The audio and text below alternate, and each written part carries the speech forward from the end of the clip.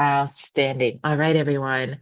If you're watching this on demand or if you're watching this on YouTube, welcome to our April seminar.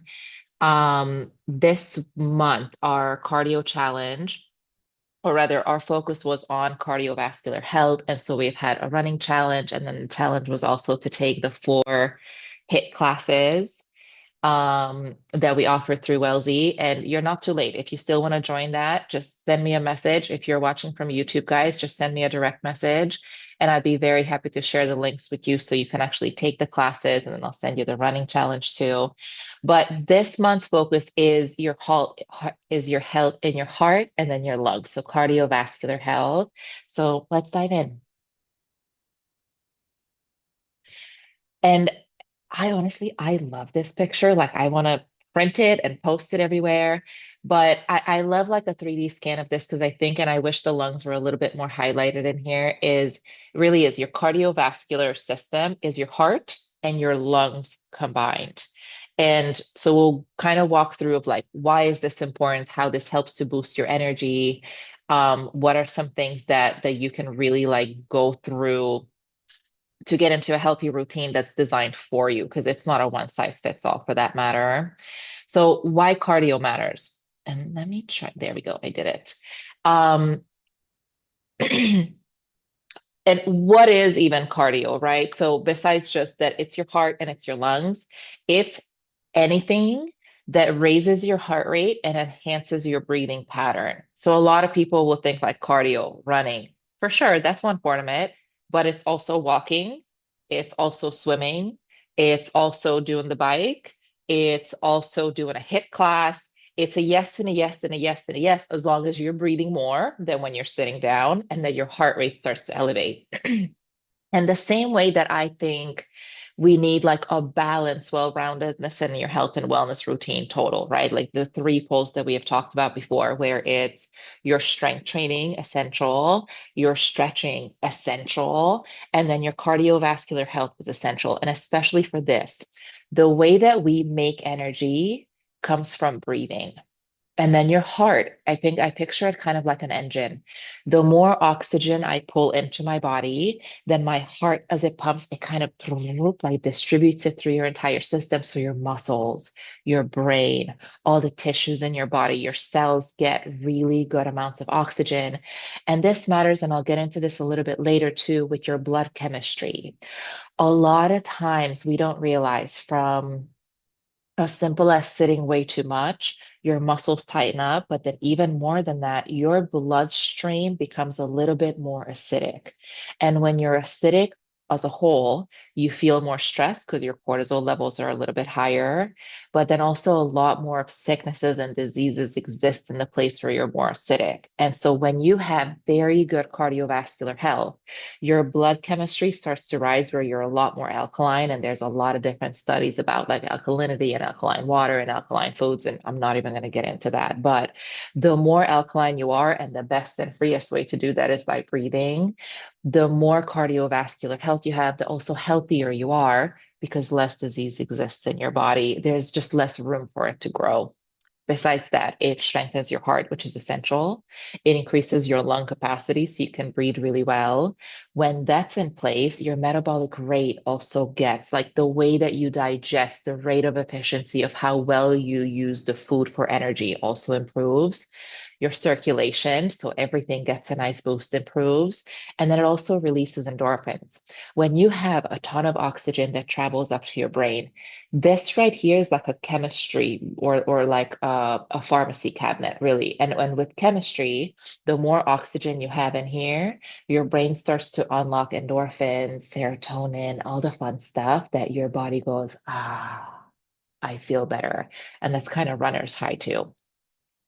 So what I want to know, and you can write it down or you can send me a little note here, is out of the things that I just listed, and I know that there's a lot, which benefit of cardiovascular health do you think is most important to you? I'll give you a sec before I move on to the next. What do you think is the most important? It could be multiple too. I think to me, it's the energy boost part. as I go through my days, like I really got to show up, like I go, clients and classes, my own workout, and then I still got to do all the business stuff. And if I have lack of energy, it's just not happening. The way I show up is very different. So to me, I think like that energy is really what I'm looking out of the cardiovascular health. What about you? Let's see. Endorphins for sure. Heart health, very good. Yes. Thanks, guys. Sweet. Agreed. Cool. So here's the science of energy boost. It increases oxygen in your muscle and brain. It definitely provides mental clarity and alertness. The endorphins, so you feel better and you're happier in your mood. The regular cardio improves your mitochondrial function, so your cells, definitely. Like, and you guys know that we lose and build cells all the time. And so with that, the aging process becomes a little bit more regulated too. And so it really works like this. I like to think of our energy. In your body, it's called your ATP, is your energy currency. And I really think of it like the dollar sign in your bank accounts. And I wish our banks worked like this, but the more ATP you spend, the more ATP your body makes. Yeah. Again, like dollar signs in your bank account, that's your energy bank. And so if I'm sitting all day, my breathing pattern is a lot more shallow than if I were to stand or walk, which also means my heart rate is much lower. And so if you notice that after a long period of sitting, your energy levels by the end of the day is like, wah, wah, wah, which also means your mood, which also means your focus, your mental clarity is just low, right? You didn't really spend any energy, so you didn't really make any energy. And that's how your body works. But if I make it a point to go for a walk, and sometimes it feels counterintuitive, right? Like if I'm tired, to take a nap is what makes most sense. Yet, really, if the tiredness isn't coming from overworking out. It comes from just like mentally, I feel drained because I sat all day. The best thing you can do is to do something cardiovascular related where you're increasing your heart rate and you're breathing a ton more. You spend more ATP, so your body starts to produce more ATP, and so you get that boost of energy. That's really the science of it. It's pretty simple if you think about it. I genuinely wish my bank worked like that because I would be so good at spending. Cardio for weight and wellness. Um, I think like we're very familiar with the fact of like overall it's recommended to do some kind of a cardiovascular exercise to make sure that you're also losing weight. Move more, weight less. And really the science behind that is this. 80% of human body fat is exhaled out through your mouth. The rest of the 20% of human body fat that you get rid of that you want to get rid of then comes out through your sweat, your pee, and your poop. But 80% is back out through your mouth. And the way it works is the more oxygen you pull in, you almost become, this helps me visualize it a lot, like an oxidizing avocado. Because you know that body fat, right, is like avocado is healthy fat, by the way, you really need it. But when you cut one in half and then you leave it out in oxygen, it starts to oxidize, like that brown layer that it's starting to create at the top. And it's no different with us with body fat, especially for the fat that's like right underneath your skin that you want to get rid of. The more oxygen you pull in, and then your heart distributes that through your body, and especially if you're running, swimming, walking, you're breathing more than sitting down. Your heart rate is higher than when you're sitting down. So you're getting a really good oxygen distribution through your body. And so your body fat starts to oxidize on the inside. Then chemistry happens and it turns back into CO2, carbon dioxide, which is carbon is what you eat, turns into body fat. So as you start to oxidize that, right, body fat turns back into gases. And so through your mouth, you exhale it back out. Your breath out is your breakfast when you exercise. Hence, cardiovascular fitness is really important for also weight loss. It definitely burns calories while you're exercising. It helps regulate blood sugar levels, visceral fat, the fat under your skin. It is very efficient for your metabolism because you're starting to pull energy at cardio from your fat storages. So make sure that you can last. And this is a myth that you need long periods of cardio for this. Like, and that's why we do the HIIT classes that are a little bit shorter. It could be a 20-minute HIIT class. It could be a 45-minute HIIT class is what we do. Um, but even a 10-minute walk is really, really helpful just to get more oxygen distribution in your body. Kind of a rhetorical question. Do you guys think true or false? You need 60 minutes of cardio to lose weight. It's false. We can just go with not true, right? You really do not need that long a day. 10 minutes is plenty as long as you are consistent throughout the weeks. One 10-minute time a week is not going to do it. But if you're consistently tapping into some kind of cardiovascular exercise, it really will help as far as losing fat. Mental clarity. I kind of tapped into this with cardio, oxygen distribution throughout the day. Do you guys, and I talk to every single one of you about this in consultations, where when you're sitting for a long period of time, your energy level starts to plummet. And when your oxygen levels in your bloodstreams are low, your cortisol levels, your stress hormones are starting to rise because your body is not used to sitting so much. It's really just evolution. We're not designed for sitting as much as we do. When your cortisol levels are rising, your brain has that chemistry in there where you just perceive stress so much more. And sometimes it's another email that you got to freaking answer that shouldn't be that big of a deal. But because your oxygen levels are so low, it feels super overwhelming for your system and for your brain to help to process another response that you could have come up with in a kind or professional manner. When you do any kind of exercise, really, where your heart rate is elevated and your bloodstream is getting oxygenated, the higher your oxygen levels go, the lower your cortisol level starts to go. And so it's really good for stress relief. Hence, going for a 10-minute walk, super helpful for mental clarity. Um, Elevating your heart rate a little bit and kind of getting out of your head more into the body is super helpful. It also is fantastic for improving the quality of your sleep because a lot of times when you're super acidic in your bloodstream and your cortisol levels are high, it feels like you're so tired yet you just can't get out of your head and so your mind is just racing and not able to fall asleep. I'm sure that's happened to you guys sometimes. Again, some kind of cardio is helpful to reduce the stress, get out of your head and into your body, and then better quality sleep too when you're more oxygenated. What else? Um, so many things to do. And like I said, it doesn't have to be running, guys. Anything works as long as it's something you like, because it has to be consistent. And so if I say, okay, cool, you want to improve your cardiovascular health, you care about your heart, you care about your mood, you got to go on runs all the time, highly unlikely that it's going to happen if you hate it. So finding something that is helpful for you and something you enjoy definitely works. So can you write in the chat for me? What are two forms of cardiovascular exercise that you actually enjoy? Could be swimming, could be jump rope, could be doing a body weight circuit. It could be definitely a Zumba class. Like, how fun is that? Just to like move around. I've taken cardio kickboxing classes. That was really fun. Something that you enjoy. What do you like?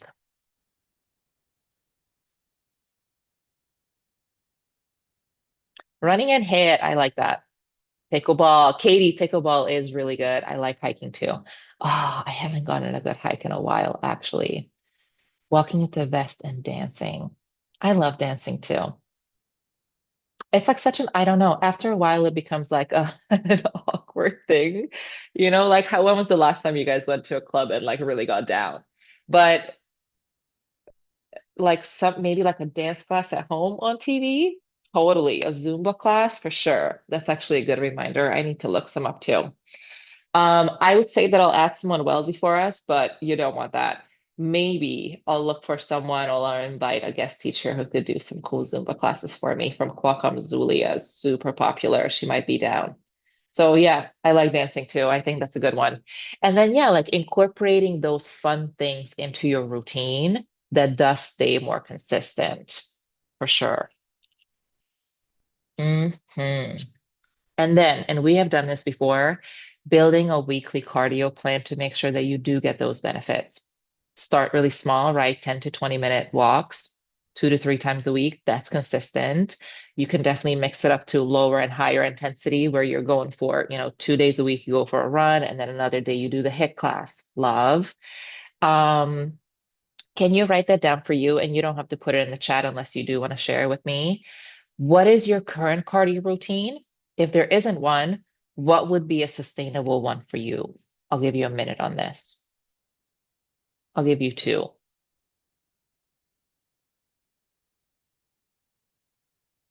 For me, it's definitely like I get my cardio hit with you guys on Mondays. Um, I really do like running. I am a runner. I don't run fast. I don't run super long, but like a solid 2 miles, I actually enjoy. It takes me like the first 5 minutes of my body going, oh my God. And then that next like 15 to 20 minutes, I actually enjoy the sweat, the repetitive movement. And what I find mostly helpful is as I'm breathing, I'm really getting oxygenated and I get so creative.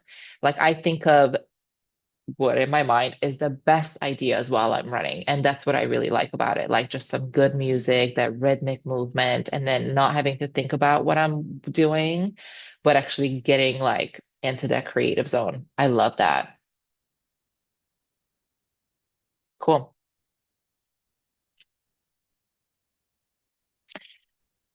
And then the next thing is not only like having a routine, but then how do you stay motivated, right? Because like one week I'm in it, and then another week, not so much, depending on kiddos and family and work schedule and all of that stuff.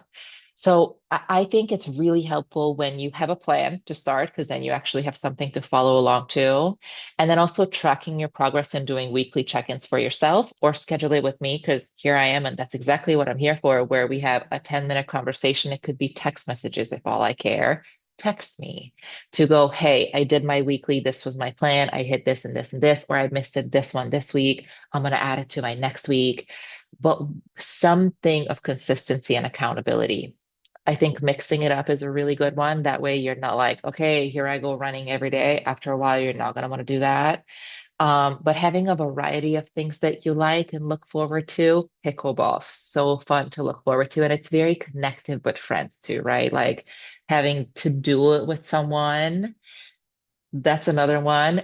Have a friend that does it with you or you have accountability with, because you're more likely to go when you know, like, Martha is going to show up and do that with you than just yourself. It's easier to kind of go, meh. And then celebrate the small wins, even if it's like, okay, cool, like this week I'm having a crazy week, and all I got to do is 3 times a week, I got to a 10-minute walk during lunchtime. Give you credit for that.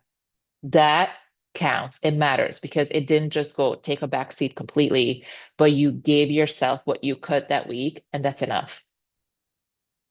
It really is. It's not about perfection, it's about just showing up consistently.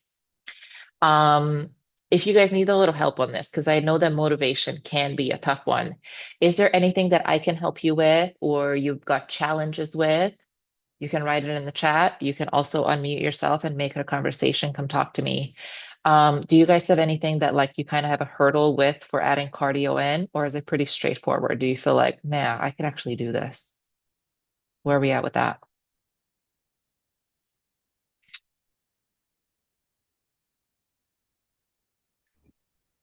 I have a question. Shoot, So AMRAP and like the fusion sculpts kick my butt quite a bit. Like when it comes to like getting my heart rate up and sweating, does that count? Or should for I sure. look into this I, one? I I genuinely think that those count. I do think that based on your physical activity level, um, do you like to run? Are you a runner? Yeah, I'm good with it. Yeah, I think that like, and maybe it's a you and Scott thing where like you guys figure out like a day where you can go just like light jogging together. I think that that would be helpful. I think the hit classes for you and you take that because that is more like that cardio, like heart rate going up and down, up and down, up and down based. It's a yes and a yes, and I do think that if all you got time for is that right there is enough for you because you are very active at this point, like you've been doing this for a couple months now. I think adding an extra layer of cardio of some sort that's like that extended steady state cardio would be good. Thank you. Maybe just like one extra day because you don't want to jam pack your schedule either where it's overwhelming. And you're walking regularly, aren't you? Because you guys got your pup that like you guys walk with your dog. Yeah, I would say like 3 times a week with her. Yeah, that counts. See, like that definitely counts Okay. for sure. Good question. Thanks for asking, Lisa. Um, anyone else? Anything else? Good. Okay. Um, and then final takeaways. Get if you want to get a cardio planner, I'm very happy to email you one. Just drop me a message and I will send you one. It's just a little PDF you can print and then you can put it on your calendar. Um, I live by a calendar. Like it really helps me kind of not only visualize my week, but also set up for success. So I know like this is what my Mondays look like. This is what my Tuesdays look like. And then that mentally preps me and then I'm more likely to do it than just that I should do something sometime. I'm happy to send your planner. I know Lita and I are very like anal about like color coordinating stuff. You don't got to do all that, but it is helpful if you've got at least some kind of a structure around it. Um, if you guys are watching this on YouTube and you're not a Wellesley member, if you hit me up and you want to at least try a Wellesley class where it could be helpful with like guidance and coaching on cardiovascular stuff classes, hit me up and I'll give you a class credit for trying a class. And then joining challenges like we did this week. And I'm happy to send you guys that too if you haven't gotten that. But a running challenge so you have a structure and accountability with that and then maybe joining a wellness series would be really good.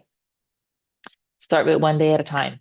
That's really it. If you could do something today, it's more likely that you'll do it tomorrow, and then it's higher likely that you'll actually do it the next day and the next day and the next day.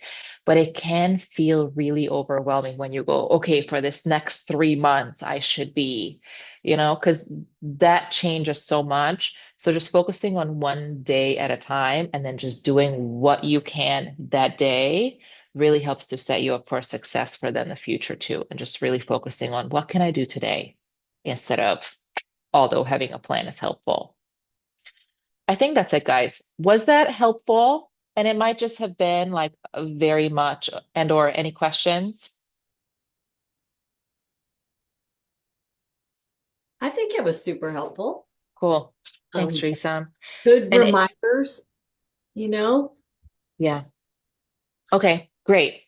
That's what matters. Because sometimes it is just like repetition of information, like you've heard this before, you know it, and then kind of a reminder of going, oh yeah, I have been feeling really tired. Instead of taking more naps, let me get out for a walk.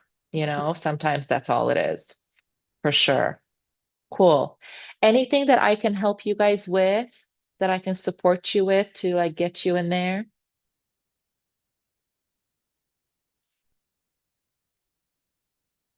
I'll take your silence as a win. You feel like you got it. Yes. Cool. Very good. Scott, have you been going on runs? I've been sporadic with it. I want to get back on it a little bit better, but it's definitely been sporadic. Yeah. Um, And I think that that has a lot to do with like your guys' work is pretty crazy lately too. Yeah. And like with schedule changes. And so giving you a little bit of grace. I know Katie is also kind of going through that. Maybe you just start easy instead of going, cool. I used to run, 3 to 5 days a week. You just start with 2 days a week. Let me get a morning run in. yep.